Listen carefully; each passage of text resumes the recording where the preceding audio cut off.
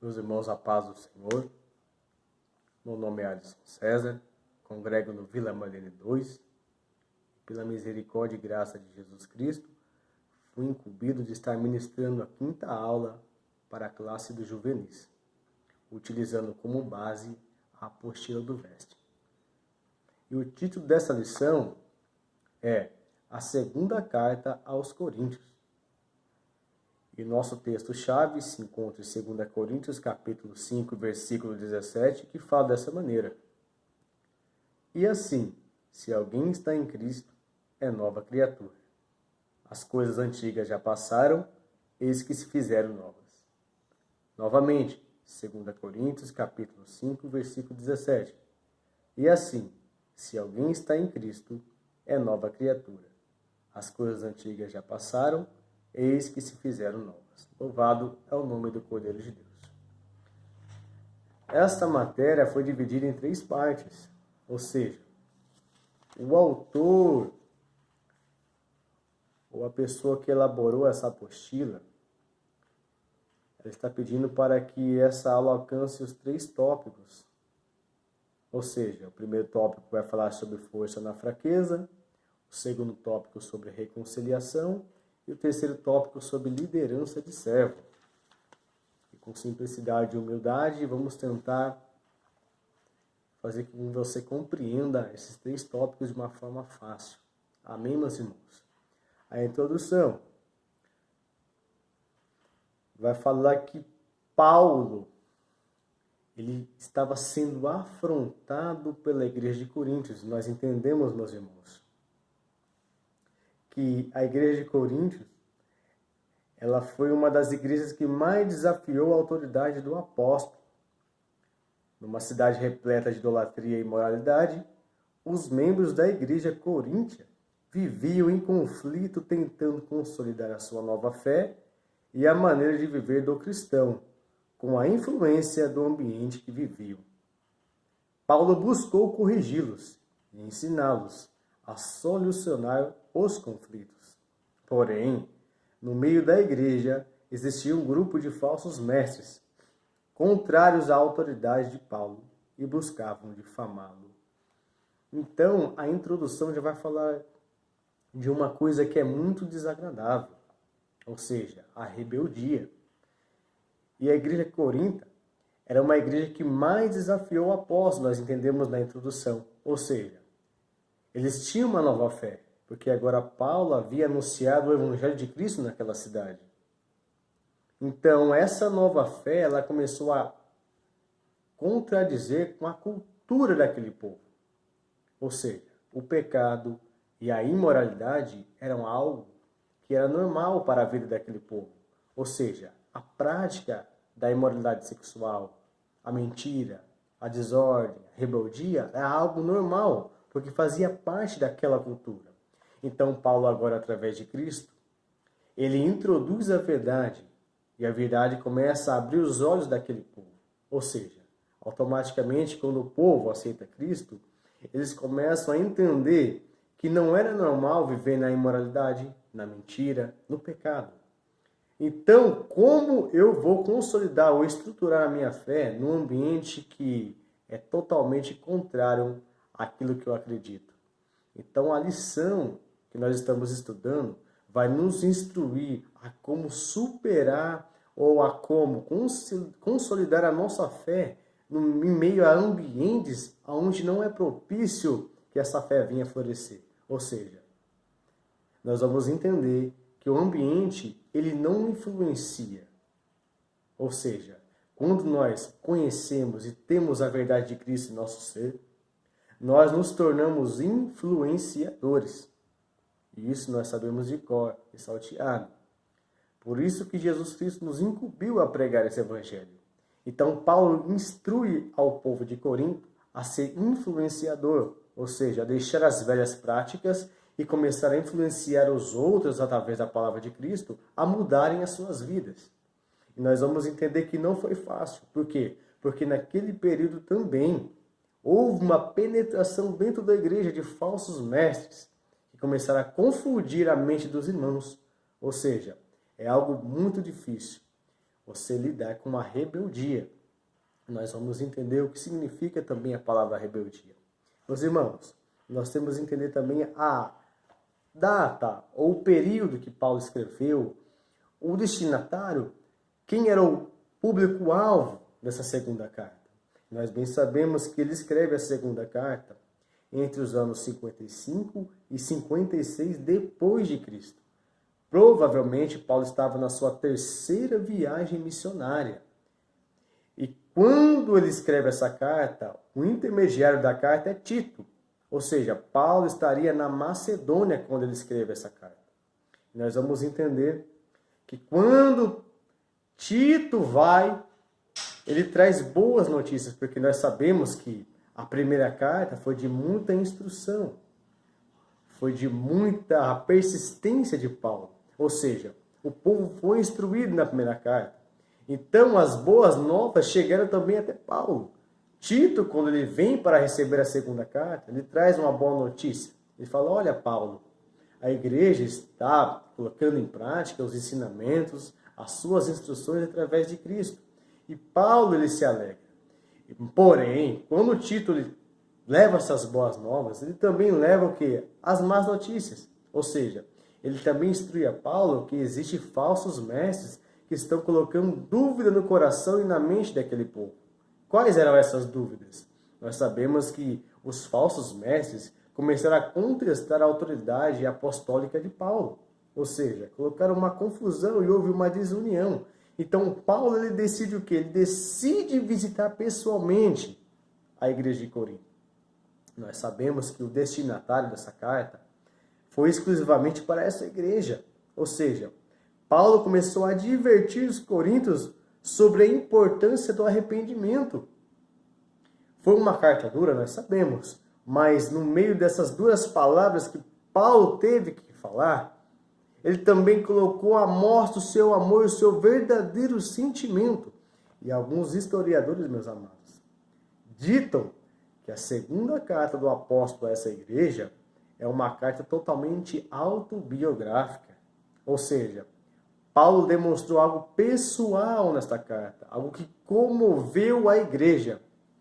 Porém, nós vamos saber que quando Paulo ele vai visitar, sabendo dessa má notícia dos falsos mestres, ele se entristece muito quando ele chega lá. Por quê? Porque os irmãos começam a afrontá-lo. E Paulo, percebendo que o ambiente não estava propício para que ele permanecesse, ele decide ir embora para evitar atritos com a igreja, atritos com o povo. Então ele escreve essa carta de uma forma dura e rígida, para que o povo venha compreender o que é realmente o Evangelho de Cristo. E também pôr em prática o quê? A sua autenticidade apostólica. Porque nós sabemos que Paulo é alguém genuinamente levantado por Cristo. Então ele vai colocar à mostra e provar que o seu ministério é totalmente divino, totalmente vindo dos céus. É algo dado por Deus. Ou seja, ele tinha que defender o seu ministério, consolidar os irmãos, incentivar a igreja, instruir e demonstrar o que é o seu sentimento verdadeiro por aquele povo. E se você ler os 13 capítulos da segunda carta de Paulo aos Coríntios, você vai entender que Paulo ele teve um esboço muito grande, porque antes dele entrar no tema principal, ele tentou explicar o motivo que ele estava escrevendo daquela maneira, ele tentou mostrar para os irmãos que era necessário aquelas duras palavras para que eles viessem fortalecer a sua fé. E é algo interessante que você vai entender apenas lendo a segunda carta de Paulo aos Coríntios, é que Paulo fala que quando as duras palavras elas vêm, elas fazem a pessoa refletir. Ou seja, se alguém só te elogia, ele vai massagear o teu ego. Mas realmente quem te ama ou quer o seu bem, ele vai falar a verdade para você. Ele vai o quê? Utilizar uma palavra dura, uma correção construtiva para que você venha melhorar. Então, quando Deus nos corrige, Ele não quer o nosso mal. Ele quer que haja em nós uma autorreflexão, para que essa autorreflexão venha fazer a nossa fé amadurecer. E dessa maneira, nós vamos ter o quê? Uma estrutura, um crédito com Ele. Porque quando vier os dias maus, as adversidades, se você não tiver uma estrutura, uma raiz com Cristo, dificilmente você vai conseguir resistir em pé. Então, Paulo ele utiliza essas palavras entendendo que o pai necessita de corrigir o seu filho, não para o mal, mas para o bem. E foi esse efeito que essa carta trouxe. Os irmãos se entristeceram, sim, mas houve uma autorreflexão. Os irmãos entenderam a carta, entenderam o motivo das duras palavras e começaram a pôr em prática. Houve uma correção. E nós sabemos, irmãos, que é necessário que haja uma correção em nós. Uma correção cotidiana. Porque todos os dias nós erramos, falhamos. E se nós não fizermos uma autorreflexão, direcionando orações a Cristo, buscando uma tua presença, deixando que Ele venha moldar o nosso caráter, nós vamos permanecer no erro. Mas quando nós absorvemos as duras palavras que o Pai traz a nós de correção, nós automaticamente vamos entender o amor de Cristo. E se nós lemos o capítulo 2 e versículo 4, nós vamos entender que Paulo, ele estava com o coração tão triste, porque ele amava a igreja. E quando você recebe uma notícia daquela pessoa que você ama, aquela pessoa que você quer bem, e essa pessoa começa a dizer que não gosta de você, ou que está com dúvida do seu sentimento, você se entristece. Então Paulo pôs à mostra essa tristeza para o povo, para que aquela igreja também sentisse a dor que Paulo estava sentindo. Isso é muito interessante. Então, meus irmãos, nós vamos entender que esse destinatário, esse contexto da igreja, foi necessário para que o povo fizesse essa reflexão. Então, o tema principal, ou o primeiro tema a ser apontado, é a força na fraqueza. E nós entendemos através dessa pequena introdução que é necessário você deixar que as duras palavras vindas do céu venham transformar o seu ser e você venha fazer uma reflexão. Ou seja, uma reflexão que venha melhorar a sua vida. E como o jovem, o adolescente, ele vive numa fase de transição, é normal que haja algumas dúvidas ou perguntas. Porém, nesse período também existe uma certa fase de rebeldia, onde muitos dizem, o adolescente ele é chato, o adolescente ele fica rabugento. Não. É necessário que o pai, que o tutor, que o professor desse adolescente venha acompanhá-lo de perto e fazendo entender que as críticas que ele está recebendo não são críticas para destruí-lo, mas sim críticas construtivas. E quando eu utilizo a palavra crítica, eu não estou dizendo difamação pessoal, mas sim uma correção de caráter. Por quê? Porque é necessário um amadurecimento. Então, o juvenil ele está passando por um amadurecimento.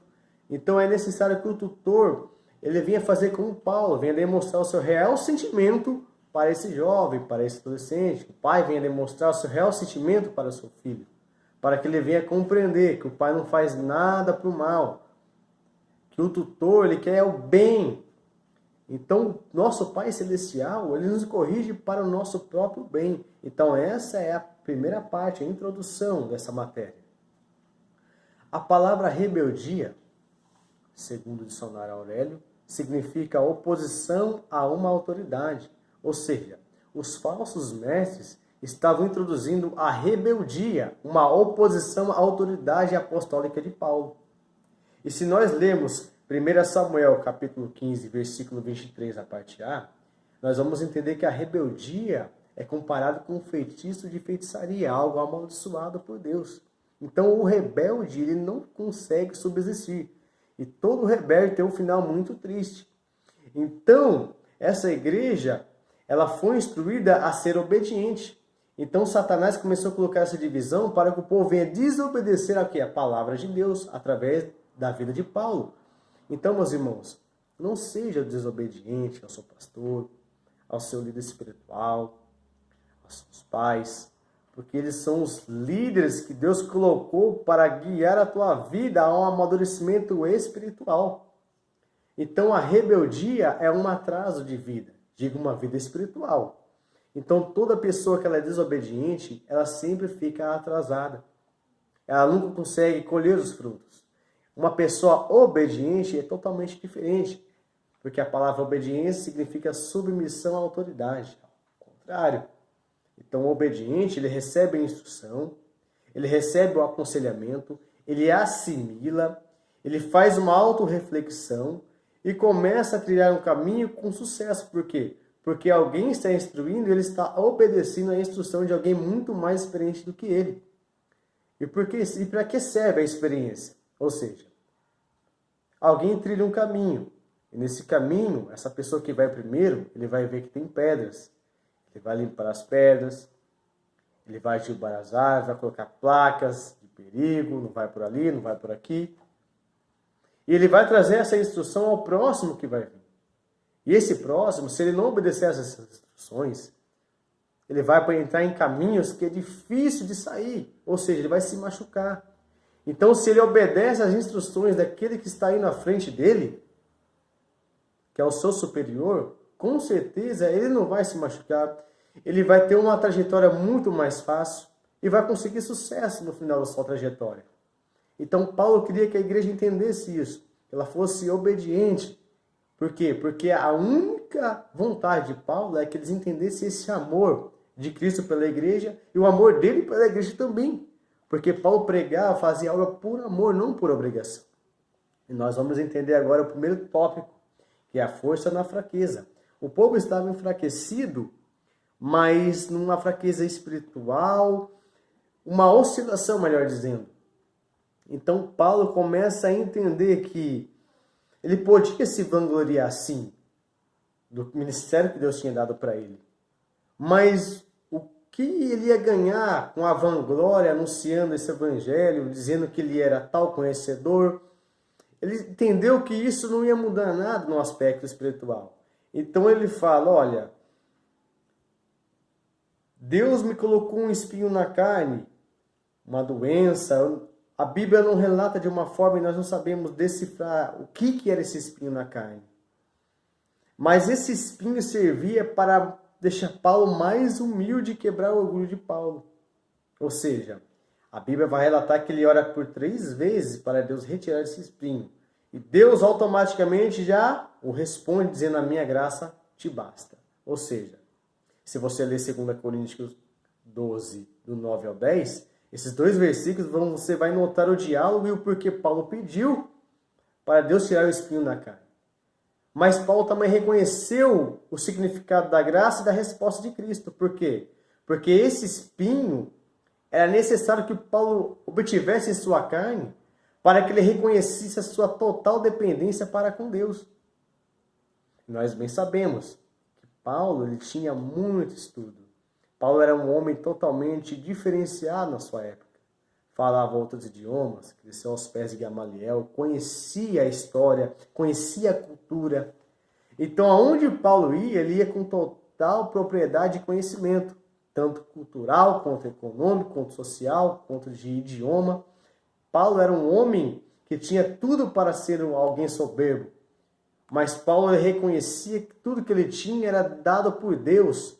Então ele não tinha do que se vangloriar. E a única vanglória que ele tinha, e ele fez questão de anunciar, eram as perseguições, eram as calúnias, afrontas que ele sofreu por amor a Cristo.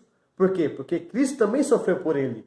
Então ele tinha prazer em estar sofrendo como Cristo sofreu por amor à sua igreja. Essa era a glória que Paulo anunciava, ou seja, tudo que Paulo fazia era para a glória de Deus. E tudo na vida de Paulo refletia Jesus. Essa é a diferença. Essa é a diferença, melhor dizendo, da força na fraqueza. Porque quando o cristão ele se acha mais espiritual que o seu próximo, automaticamente um orgulho brota no coração dessa pessoa, e essa pessoa começa a se achar superior ao seu próximo. E isso significa que essa pessoa está totalmente deixando a prepotência dominar o seu ser. E quando a prepotência domina o ser de um homem, de uma mulher, o Espírito Santo de Deus se afasta. Então nós entendemos, meus amados, que a força na fraqueza é você reconhecer que você é pó e sujeitos às mesmas falhas, aos mesmos erros. Então, quando Paulo anuncia que ele é fraco e essa fraqueza faz com que a graça de Deus se aperfeiçoe nele, ele está dizendo que Deus, o meu ser, ele é corruptível, o meu corpo, ele é mortal. Mas com essa fraqueza eu me alegro porque quando eu estou em perigo de morte, o Senhor vem e me resgata. Eu me alegro porque eu sinto o seu cuidado, o seu amor. Porque quando eu me sinto forte, quando eu acho que estou preparado, eu me decepciono. Mas quando eu digo que não estou preparado para essa função, para este ministério, para esta jornada, eu sinto o seu sustento me guiando. E eu tenho um retorno espiritual, porque aonde eu piso, o seu nome é glorificado, a salvação de almas. É isso que Paulo está dizendo.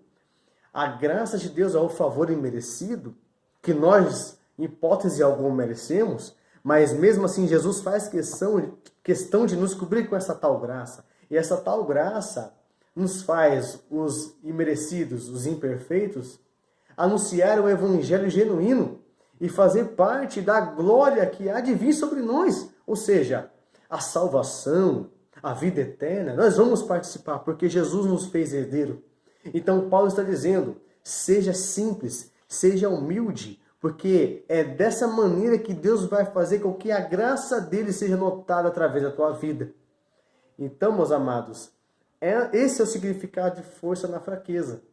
É você reconhecer que você é pequeno, e que sem a força e a graça de Cristo você não consegue. Amém? E reconciliação. Nós vamos entender que a reconciliação é algo que não pode faltar na vida da igreja, do cristão principalmente. Ou seja, o que é reconciliação? Paulo, quando ele decide voltar, ele já sabe que os irmãos já receberam a segunda carta, essa carta de uma forma dura, mas os irmãos sentiram a tristeza de Paulo e se arrependeram e começaram a colocar em prática a verdade do Evangelho. E começaram a corrigir os falsos profetas, expulsando eles. E Paulo começou a entender que o povo estava notando e sentindo que ele realmente os amava. Então houve uma reconciliação e Paulo, com tanto zelo pela igreja, ele disse, olha, vocês sabem que essas pessoas estão instruindo vocês mal. Olha, mas não expulsem. Tente ganhar eles com a verdade, com o evangelho. Reconcilie-se, unam-se novamente.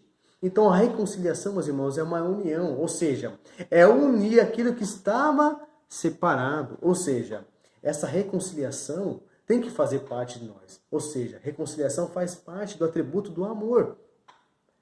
Todo dia, nosso Deus, ele faz uma reconciliação conosco. Porque todos os dias nós erramos com ele. E mesmo assim, ele faz questão de se reconciliar, de nos se aproximar, de nos fazer estar próximos, perto dele. Então nós sabemos que não somos merecedores do perdão de Deus, porque nos achamos mais superiores e não podemos perdoar aqueles que falham conosco, ou nos maltratam, ou nos perseguem. Paulo demonstrou esse amor. Paulo sabia que ele estava recebendo críticas, estavam colocando à prova seu ministério, seu amor pela igreja, mas mesmo assim ele perdoou. Ele ofereceu reconciliação. Então, meus irmãos, a reconciliação, ela é essencial nas nossas vidas. O amor, a proximidade, a união. Então, meus amados, não deixe que a reconciliação venha ser algo raro, mas sim, venha fazer parte do nosso cotidiano, fazer parte da nossa vida, o amor. Amém, meus amados? E o que significa a liderança de servo?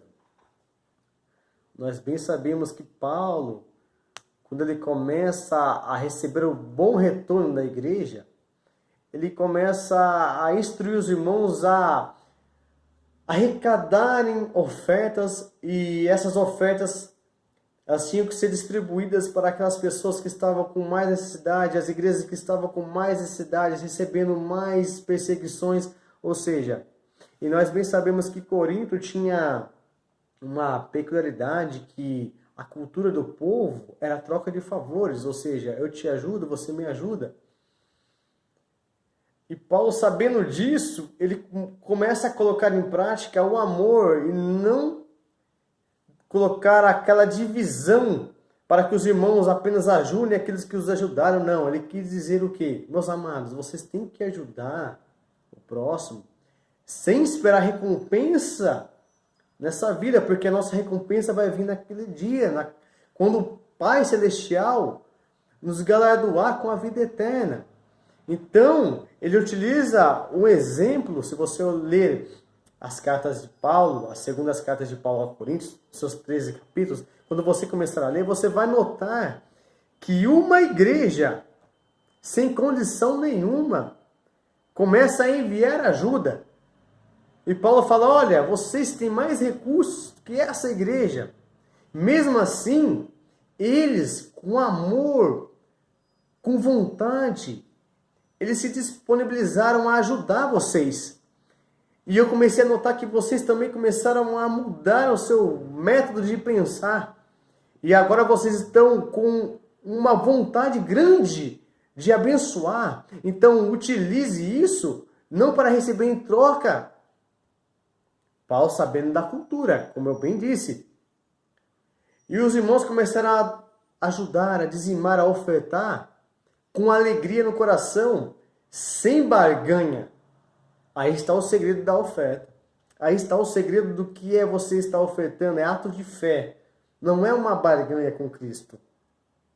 Então, quando o seu coração está alegre e você está ofertando, automaticamente Deus já está prosperando essa oferta nas mãos daqueles que vão receber. Então Paulo começou a instruir o povo a fazer esse tipo de oferta, a esse tipo de ajuda, a colocar o amor antes, para que o amor venha cobrir as imperfeições e esses irmãos venham se alegrar em estar ajudando, por mais que eles não venham a ser ajudados. Porque isso é o Evangelho. É você estender as mãos sem receber nada em troca. Ou seja, você ajudar já sabendo que a sua recompensa é a vida eterna, é o tesouro celestial. Então Paulo ele está dizendo que o maior exemplo é o de Cristo. Cristo tinha toda a autoridade, porque é o Criador dos céus e da terra. Ele poderia chegar num cavalo branco, com uma coroa, com legiões de anjos, e dominar tudo. E dizer, eu sou o Messias, mas não, Cristo foi o maior exemplo de humildade. Ele mostrou que a liderança, não é um trono que alguém vai ficar te servindo. Não, liderança, meus amados, é você servir, é você se dedicar, é você se entregar por completo. Então Paulo vai falar que o maior exemplo de liderança é o de Cristo. Porque o Cristo ele foi humilde, ele foi simples, ele serviu. Então Paulo fala assim, o meu exemplo é o exemplo de Jesus. Foi o que Jesus fez em sua encarnação, ele serviu. Então, a igreja ela tem que estar pronta para servir. Essa é a liderança da igreja. A liderança de servo. Está unida em oração, servindo na intercessão, na assistência social. Enfim, meus amados, esse é o exemplo de liderança de servo. É você estar como Cristo, com simplicidade e humildade, pronto a servir, seja a pessoa rica ou pobre. Jesus está falando conosco através dessa aula. Não importa a classe social que você vive, o ambiente que você vive, se é difícil, se é classe alta, se é classe média, se é classe baixa, se você mora no condomínio ou mora numa periferia, independente. O ambiente que você está não é influenciador, mas sim, você é um influenciador no meio desse ambiente. E com Paulo, deixe que o amor de Cristo invada o ambiente que você vive. E que você venha servir o que? A paz, o amor, a palavra de Deus. Que você venha ser o exemplo de servo. Amém, meus amados? Então, meus queridos, que essa aula, ela venha falar poderosamente nos nossos corações. Nessa simplicidade, nós vamos colocar em prática o que Paulo, através de Cristo, nos instruiu. A sermos servos, sermos simples, demonstrarmos o amor. E na hora que nós recebemos a correção, nós venhamos assimilar e deixar que o Espírito venha amadurecer em nossas vidas, nós venhamos entender esse Evangelho. Amém? Que nós venhamos amadurecer e que Deus, meus amados, venha abençoar as suas vidas poderosamente. Amém? Fiquem na paz de Cristo e que o Evangelho de Jesus venha a ser a primícia. Humildade, humildade de servo, amor, renúncia. Deus abençoe a todos. Amém e amém.